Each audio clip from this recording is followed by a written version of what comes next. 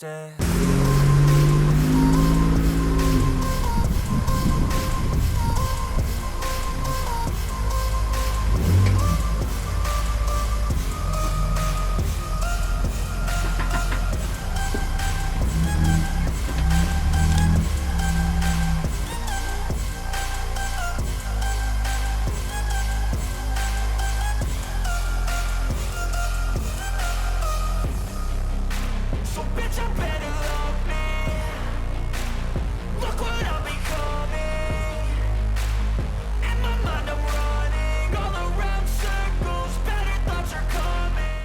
Alright, so after a long break, I am back working on the Raptor, and I'm building a tire carrier using a DIY kit that I purchased from Ratha Sochenda. I'll try to link his channel in the description.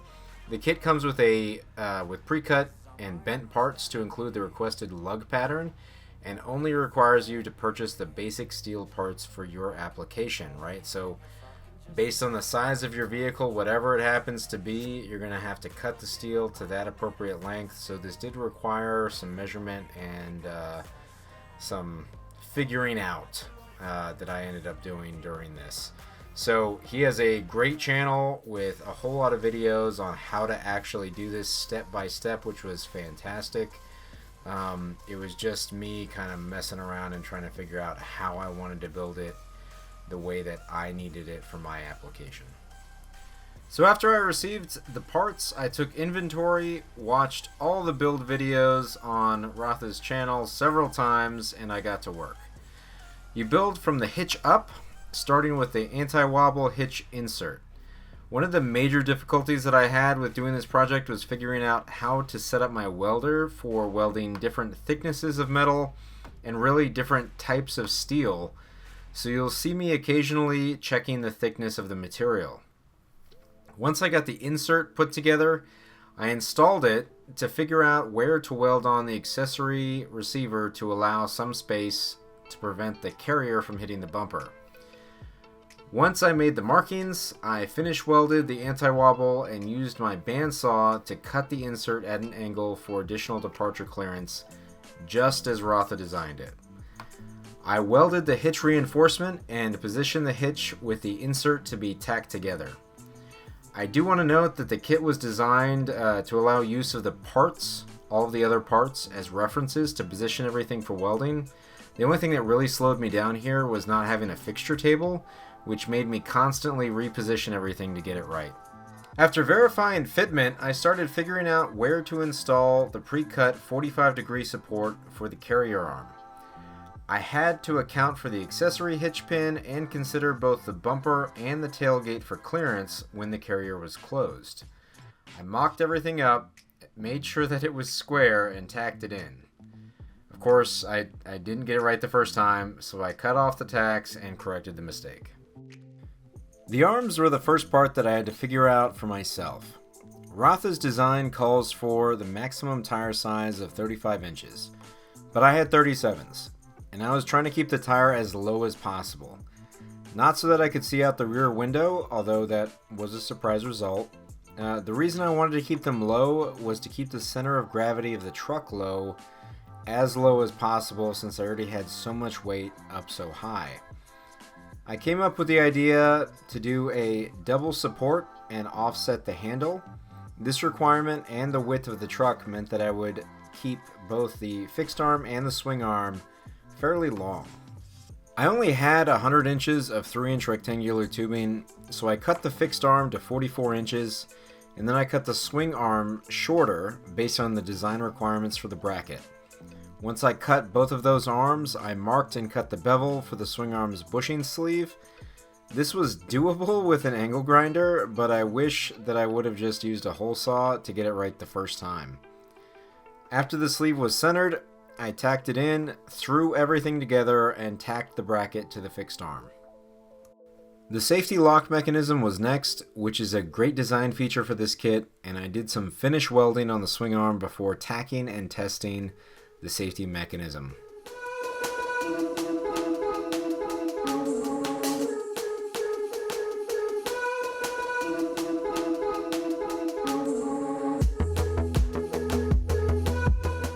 I had hoped that my measurements were good enough to clear the tailgate and still fit the operation of the handle at the same level as the bottom of the tire. I marked the center lines and the arm support welding locations. After mocking everything up, I tacked it on and tested the fitment.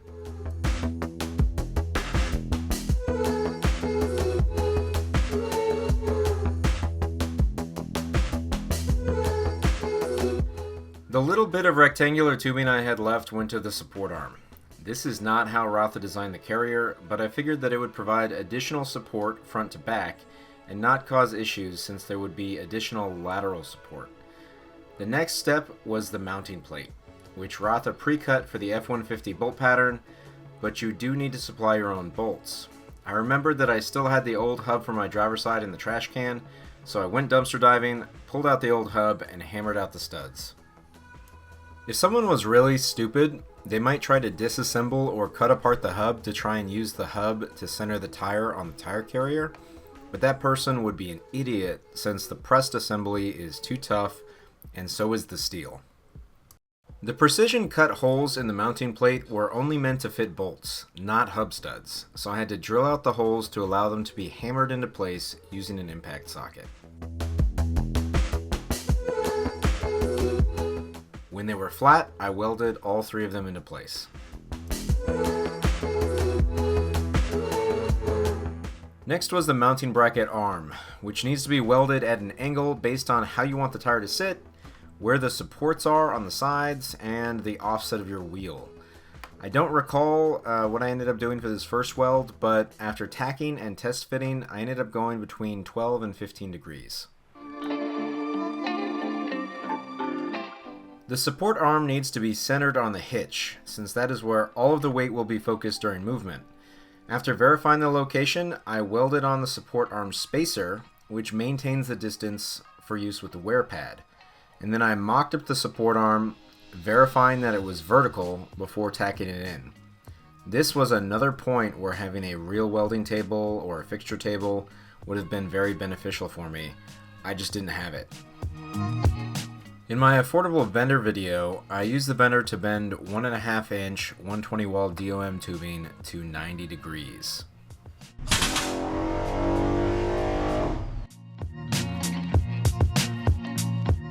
While the bending die is a 7-inch radius, it required 11 inches of overhang, approximately, to fit the additional support.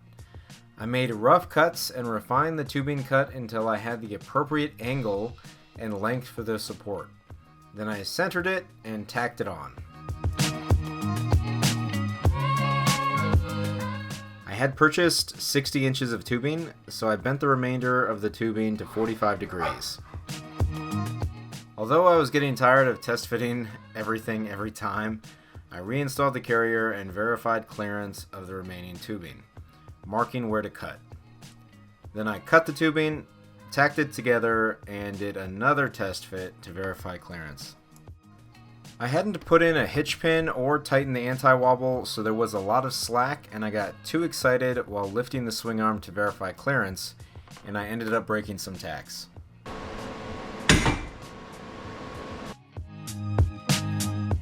After fixing my mistake, I started finish welding a few things to make sure that it wouldn't happen again. But while moving around the carrier, I realized that the two supports were not symmetrical, and I spent an hour grinding and tacking to get it just right.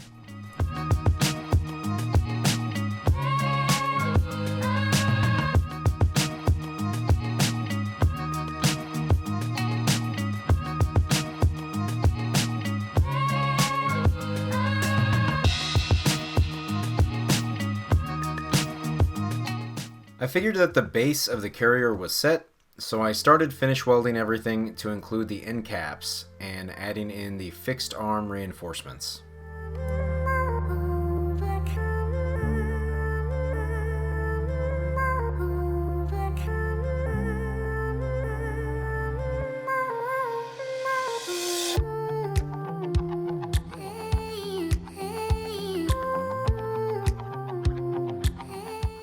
My decision to change Raptor's design left me with another problem to fix. The original design used the support arm's 1/4 inch angle to thread the handle into. Since the handle location was now offset, I had to weld on some 1/4-inch steel to reinforce the handle mounting location. Next, I located where to drill and tap for both the wear pad and the resistance bumper on the fixed arm. Then I added the license plate carrier, did some more finish welding, and started grinding and sanding everything.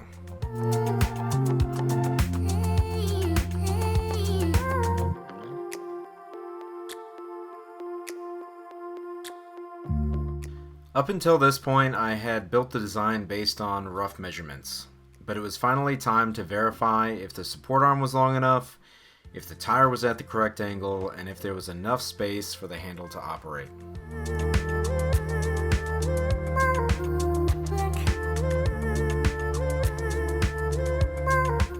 It didn't look like there was enough space for the handle, but I needed to start finishing everything up and tweaking the tacked parts. So I installed the catch on the fixed arm, moved the license plate carrier, re-angled the wheel mount support arm, and finish welded it on the inside and out. If you do the outside, make sure that there are lug nuts or anti-spatter sprayed onto the stud threads.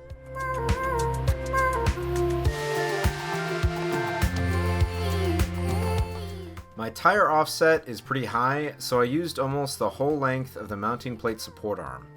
Once I got it set, I welded it onto the support arm sleeve and moved on to marking and drilling for the handle. After drilling all 4 mounting holes, I could thread them and test fit the handle. I bought a 1/2 inch Schedule 40 pipe nipple with an 8-inch length to use for the handle. This is an extra thing which is not necessary, but I wanted to add a bicycle handle. So I cut off the threads on this nipple, cut the latch handle to fit inside of the pipe, and welded them together. I did not record the mess of trying to make the bicycle handle fit, but it was still too long for use with the 37-inch tire, so I ended up cutting the handle shorter and then putting it together. I had to cut the plastic on the special fit handle. It was kind of a little mess, but I got it to work. I did the assembly of the whole carrier, threw the spare tire on, and then took the truck for a test drive. I think what most people would be worried about with these carriers is the departure area, like the clearance there, but the design accounts for that with adding in the angle in the hitch insert. I'm not sure about other vehicles, but with the stock bumper on my Raptor, it doesn't seem like it would cause any extra trouble unless I was doing some very serious ledges. Now that I knew everything was good, I cleaned the surface up, wiped it down with wax and grease remover, and then I painted it with 3 coats of VHT chassis and Rollbar paint. I waited 3 days for the final assembly. Looking at this video, you might notice that the carrier appears to be tilted counterclockwise. I did have a slight angle on the support arm, but I thought that it was negligible. What I didn't realize is that the OEM hitch that came with my truck from the factory when I bought it brand new is actually welded on at an angle. The hitch is welded onto the support bar at a 1.5 degree angle, and then I welded the carrier support arm on at a 1.5 degree angle, making the whole thing canted 3 degrees counterclockwise. Since I used hub studs and the mounting plate is not as thick as the hub, I had to use long splined lug nuts for the installation of the wheel. This is kind of necessary with those methods anyway, so it wasn't too big of a deal, although it was difficult to find them locally. I still had one more problem. I'm not skilled enough to maneuver the Raptor without cameras. After a week of driving around town without my backup camera, and leaving 2 to 3 feet of space behind the truck when parking, and then needing to reposition frequently, I decided to fix the problem by adding a camera bypass and relocation kit. The bypass harness connects just behind the rear bumper and simply connects to either side of the stock harness. To keep the tailgate camera working, you connect the 2 sides of the bypass and everything will work as normal.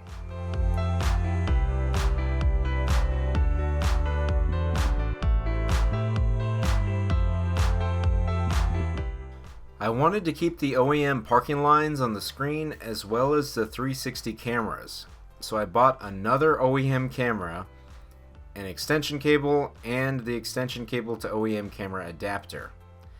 I connected everything together, hooked up the bypass cable, and ran the cable out of the wheel center cap, marking where I should drill for the camera on the center cap itself. After checking that I had enough slack, I wrapped the extension in split loom and tucked it inside of the license plate light wiring loom.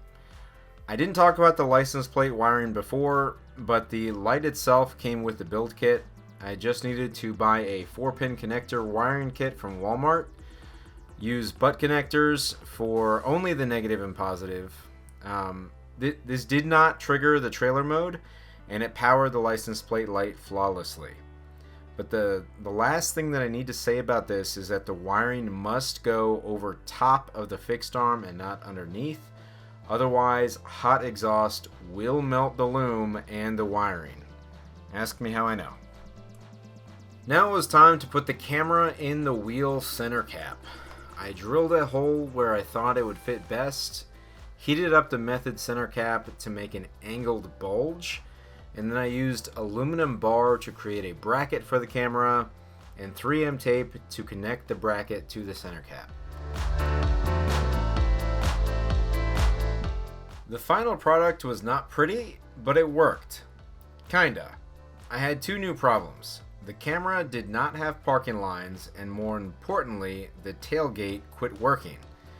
I figured out that the harness contains a single ground for all of the electronics in the tailgate, so I added a pin ground to the tailgate side of the bypass's number 2 pin, and I ran the wire to a common ground on the passenger side.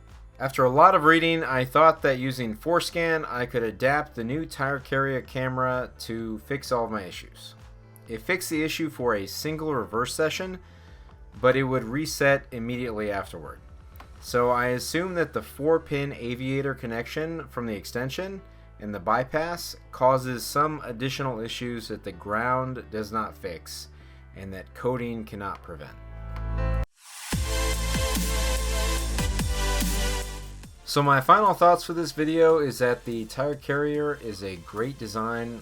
You can buy the build plans from Raptor Sochenda for a cheap price and then just make everything on your own for a lot cheaper. But the convenience of precision cut and bent parts led me to buy the build kit. I did still spend about $680 on everything, including the build kit, the steel from metal supermarkets, the trailer wiring, and the paint.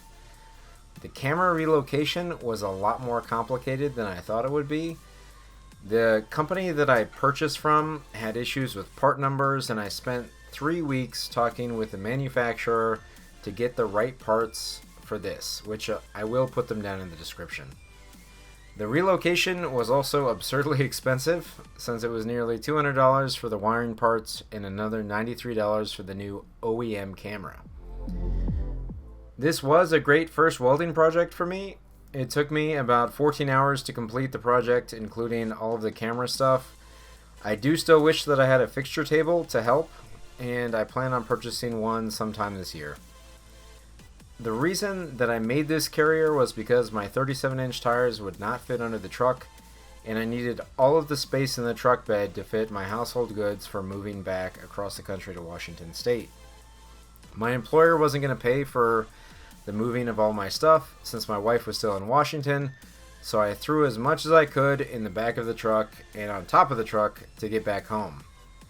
The tire carrier made it all the way, but I sold it shortly after arriving back in Washington because I wouldn't need it locally and because I plan on building a custom bumper with a tire carrier later in the year. I don't know Raptor Sochenda personally, but I think he's about an hour away from me in Washington, so I'm hoping to bounce some ideas off him for the Raptor's bumper. Anyway, that's all for this video. I hope that this helps you make a decision on your tire carrier build. Thanks for watching, and I will see you next time when I make another custom part for my move across the United States.